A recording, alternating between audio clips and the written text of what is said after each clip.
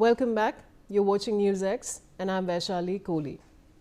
Ukrainian President Volodymyr Zelenskyy is set to meet his American counterpart Donald Trump in Florida as efforts to end Russia's nearly 4-year war in Ukraine intensify.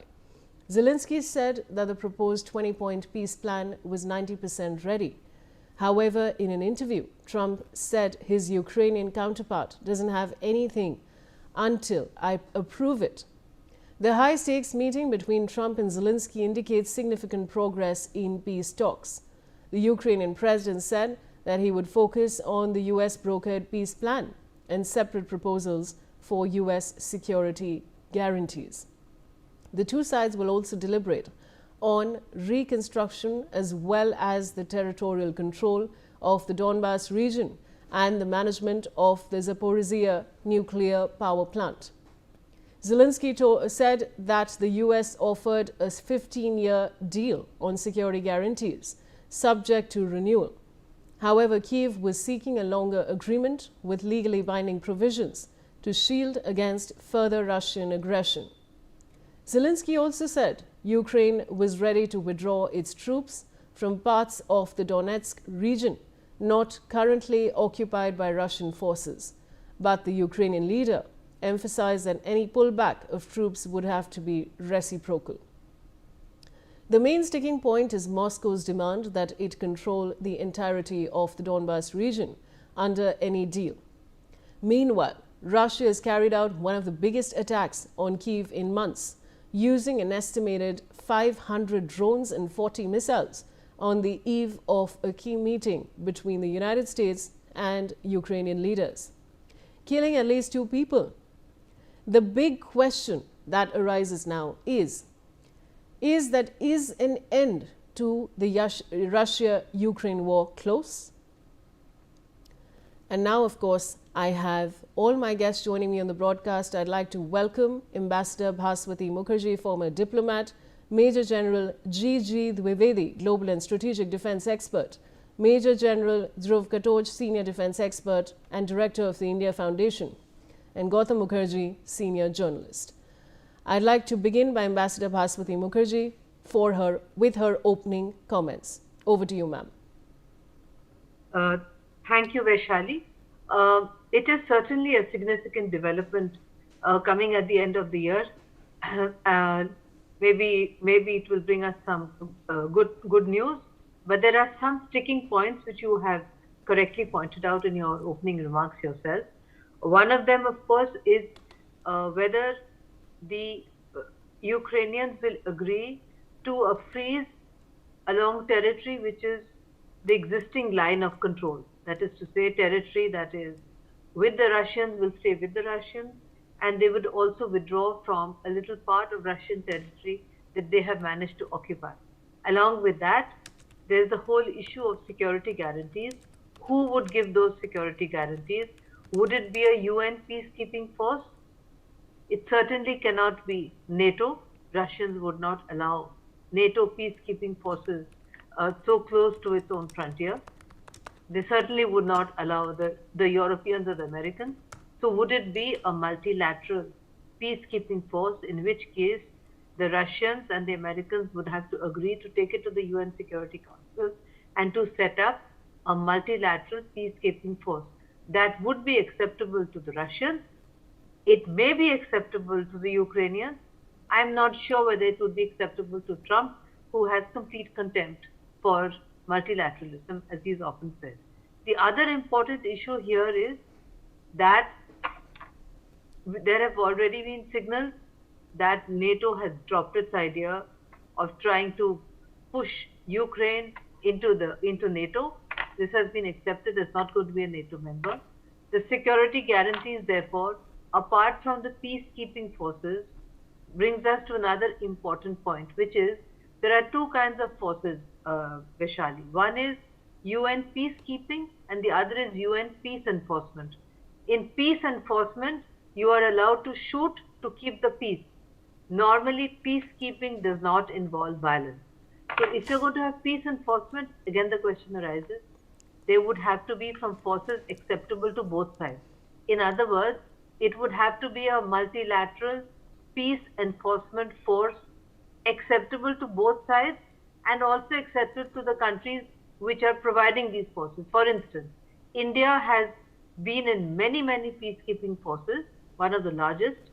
We have not, we have refused peace enforcement, for example, in the Middle East, because we feel, given our shared history, that the Indian army cannot shoot down Arabs, for example, or shoot down black Africans. So we have accepted peacekeeping, but not peace enforcement. So these are different questions which arise, but certainly it is a very positive development which should bring us some much needed cheer in this emerging global disorder, as I call it, most of us call it. If we can bring about some peace in Ukraine-Russia conflict, it will also be the right time, because January 17th, 2026 is the last day on which President Trump can be nominated for the Nobel Peace Prize for 2026.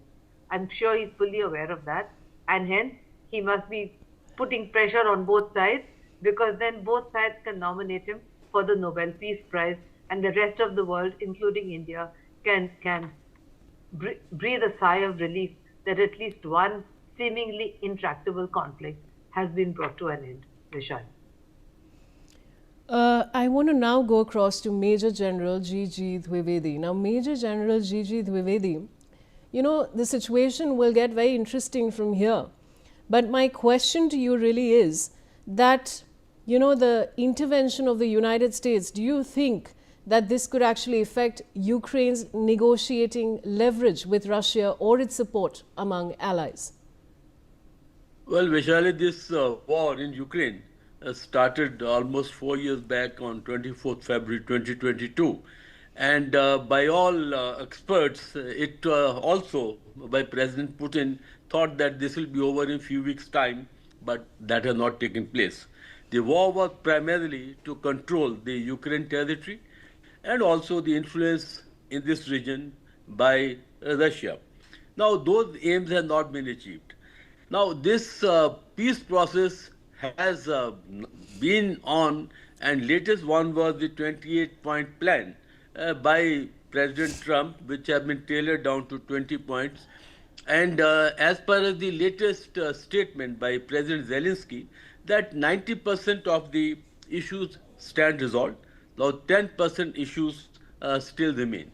Why is President Trump so very keen on this peace agreement? Because only on 4th December, America issued the National Security Strategy Doctrine, in which it has been very clearly stated that cessation of hostility in Ukraine is to America's interest.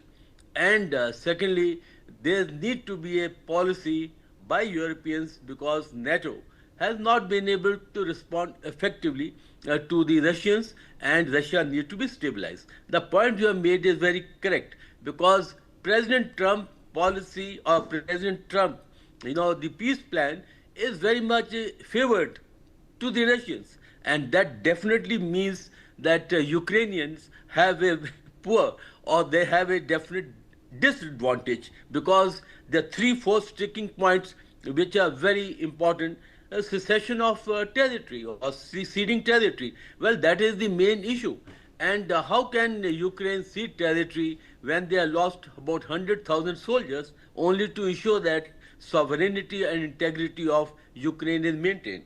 The second point is peace guarantee, because President Zelenskyy wants something on the format of Article 5, that is the NATO article, that is, in case there is aggression against one state, that is deemed to be taken as aggression against all states. Now that is a very strict guarantee, which I don't think President Trump or the European Union or NATO will agree to. And the third point, very important point, is how this will be implemented on the ground. You know, Gaza peace plan has yet not fructified. Still, a lot of shooting is going on. So it is one thing to agree, but second thing is to put it on the ground, because that means to maintain the sanctity of the ceasefire, which is very difficult. And as Pastor brought out, that which will be the actually force, or which will be the agency which will ensure that the sanctity of the ceasefire is maintained. Now, these are the sticking point, and my last point is, see, with President Trump, this meeting, well, one can't say which way it will go because President Trump is very unpredictable. But all I can say is, yes, it may move forward, but to expect that this will be this agreement will actually see the light of the day after the Florida meeting today, well, that's a very tall call, but it's a process, and let's see how far the process taken up. But President Putin, I don't think is in very much mood to actually go in for an immediate ceasefire because he has a delusion that Russia is winning. They have made some gains through the Kharkiv region, and they are striking, repeatedly. So that means that President Putin want to have a better bargaining position. So what is the situation on the ground will also decide situation on the table, and President Trump's stance will very much determine whether this peace plan will see the light of the day or not. Vishali. Major General Dhruv Katoch, my question to you really is that this statement, this rather haughty statement by Trump, where he's saying that his Ukrainian counterpart does not have anything until I approve it, quote unquote, of course. Now, this situation is between Ukraine and Russia. Do you think a statement like this coming from Trump is even valid? Thank you, Vaishali. Vaishali, let us face one very simple fact. The Ukrainians have got no leverage. They are dependent 100% on the support of the West to continue this war, and this war would have ended very, very shortly after it had started, had the Brits not interfered and told Zelensky, carry on fighting, we'll support you. And now, 4 years later, we have come to this impasse. There are a few, everything is a question of leverage. Ukraine does not have the leverage as of now. Europe is not going to support them in an endless war, despite anything which they say. And President Trump, I think, has already told European leaders, he's laid down the red line for that support. It's not going to take place. Finances, perhaps, but weapons and equipment, endlessly, it's not going to happen. So the way I look at it is this. Ultimately, there is going to be a territorial adjustment. There is no way in which Russia will give up what it has gained on the battlefield. That is a given. Whether Ukraine likes it or not, they'll have to accept those terms. I think going beyond the battle, there is going to be, a critical development is going to be Odisha. The fight really hasn't taken place on Odisha yet. But I have a feeling that President Putin will use Odisha as a leverage and try to push the point that if the war continues, we will take Odisha also. And the implication of taking Odisha also is the Ukrainians lose access to the Black Sea. That means they become a landlocked country, totally dependent on Russia. Will they take this leverage? I really don't know. Because for Zelensky, who has fought 4 years, lost, say 100,000 men more, I don't know. I don't have those figures. And as it is, no country gives out those figures accurately. But the point is they've lost very heavily. Their country has been practically destroyed. And now you come to a peace negotiation and say, okay, we accept it. He's not going to remain in power. So Zelensky will be out. But they will be forced to a situation. And I think that force will actually pertain onto the present borders. The Donbas region will be under the Russians. It will become an integral part of their country. Crimea was theirs. It will become legally theirs now. And Zaporizhia, less the power plant, I think the rest of it will go to Russia. That is in broad terms how the treaty will look. As far as ensuring the peace, I think they may have a 10 to 20 kilometer demilitarized zone on either side.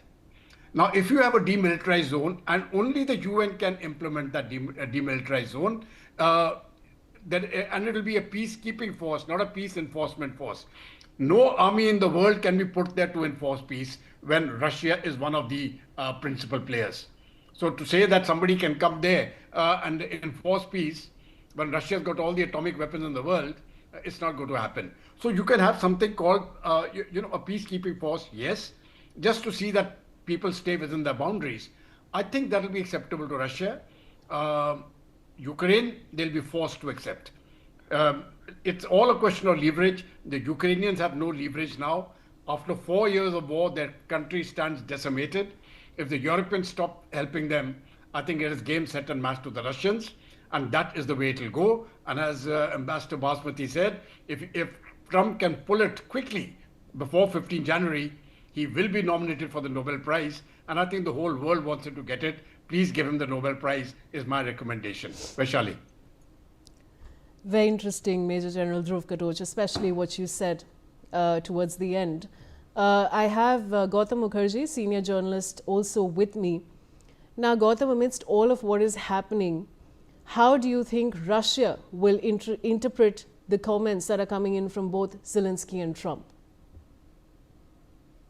I think in addition to everything the other panelists have said, there are certain straws in the wind that suggest that America is looking for a much happier relationship with Russia, deals with Russia, and more to do with Russia as the time goes on. This is larger geopolitics at work beyond Ukraine, because if America draws closer to Russia, it does quite a lot to diffuse the emerging troika of Russia, China, and India.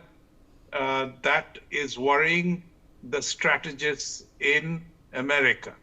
Now, when that happens, this is the kind of leverage that America does possess in terms of bringing Ukraine to heel, because I don't think Trump is looking for an endless process of detailed negotiations on each of the points of exactly how Ukraine is going to get its issues and how Russia is going to get its. The broad strokes are Russia will keep the territory it has got. Ukraine will have to wind down because America will not support it financially or militarily, and Europe is already weakened. The question of the peacekeeping force is really cosmetic, because if Russia wants to attack again, it will. And if, though I don't see it wanting to do so after 4 years of this war, the real dividend will be all the sanctions removed and closer relations between Russia and America. I think that is what is going to make Zelensky realize he hasn't got any runway left. And there have also been statements that the elections in Ukraine are going to happen once the ceasefire takes place. So it'll be, I think, a ceasefire very soon, in difference to some of the other panelists, and a runway of, say, 2-3 months, during which the details will be worked out. But the ceasefire will be acceptable. It needs to be more acceptable to Russia than it is to the Ukraine. Ukraine stops because Europe stops supporting it and America stops supporting it. It wouldn't have run for 4 years if it wasn't the case. As far as Russia goes, if it's happy with what's emerging, it will stop the war. And if it does that and keeps the territory that it has taken, it will get some of the ports. I don't think it'll want to push forward for Odessa if there's enough of a carrot emerging from the United States. But it has already captured 2 of the ports of Ukraine on the Baltic, and I think it's going to keep them. Vaishali. Ambassador Basmati Mukherjee, I also want to come to you for your comments on the same question. Now, how do you think Russia will interpret these comments from both Zelensky and Trump? It has been clear for some time, Vaishali, that Russia preferred to prolong the war in order to consolidate its territorial gain. It's very clear. This is very far from the hope of the EU and NATO, which naively thought that they could use this war to bleed Russia and to make it into a much weaker state. That has not happened. Today, Russia is in a situation where it can strike a deal to its own advantage with Trump, and the EU can do nothing about it. Neither the EU nor the NATO. There is no doubt about it. I also agree with my co-panelists who said that it would be a demilitarized zone with a peacekeeping force, not a peace enforcement force. The nationality of the peacekeeping force would have to be acceptable to both sides. Like, for instance, I'm pretty sure that an Indian contingent would be acceptable to both sides. India has an excellent reputation with regard to peacekeeping. Similarly, there would be other countries, some would be acceptable to one side, some to the other. So I'm not sure how that's going to work out.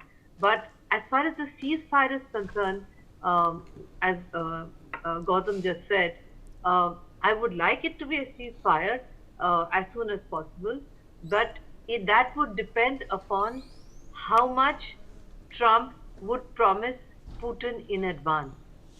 If he promises in advance certain stuff and Putin agrees to allow the Americans some investment which they badly want in some key Russian industries, yes, it could happen. If that is supposed to take more time, then Putin would hold out, because he also knows, like all of us, I think the entire world knows what is the last day for the nomination of the Nobel Peace Prize. So Putin may try to hold out till, let's say, the 15th of January, then say yes. These are all things which cannot be calculated, Vaishali. But yes, a ceasefire is possible, provided some of the stuff that Russia has insisted on from day one is agreed to, and there would be elections, and 100% Zelensky would not be re-elected, because a man who is responsible for the death of more than 100,000 Ukrainians, with 50% Ukrainians living outside their country, the destruction of half of the country, and grave loss of territory, how on earth can such a person be re-elected president again? So I would actually think that he must be now looking for a place to have a safe exile.